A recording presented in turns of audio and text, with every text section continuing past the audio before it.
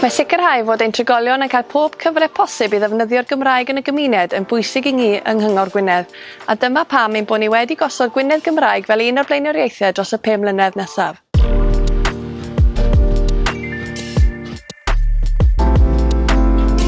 Fel arweinydd cenedlaethol, mi fyddwn yn hybu ffyniant y Gymraeg ym mhob rhan o'r sir, ac mae ganddon ni sawl uchelgais sy'n cynnwys sicrhau fod pob plentyn yng Ngwynedd yn gallu defnyddio'r Gymraeg yn hyderus yn yr ysgol ac yn gymdeithasol. Rydym ni hefyd am hybu ffyniant y Gymraeg ym mhob rhan o'r sir a chydweithio gyda'n partneriaid i'w gwneud ni'n haws i drigolion Gwynedd gael mynediad at holl wasanaethau cyhoeddus drwy gyfrwng y Gymraeg. Mae ganddon ni brosiect i foderneiddio ac ehangu ddarpariaeth trochi ar gyfer dysgu Cymraeg i blant. Dyma sut rydym ni'n helpu plant di-Gymraeg sydd wedi cyrraedd y sir i ddysgu Cymraeg yn gyflym. Mae hyn yn hanfodol wrth i ni greu siaradwyr newydd o bob oed. Prosiect arall ydy hybu defnydd o'r Gymraeg gan drigolion Gwynedd.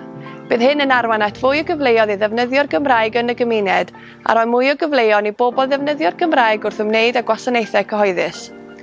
Diolch am wylio a cofiwch fod ganddon ni fwy o wybodaeth a fideos am ein blaenoriaethau ar ein cyfryngau cymdeithasol.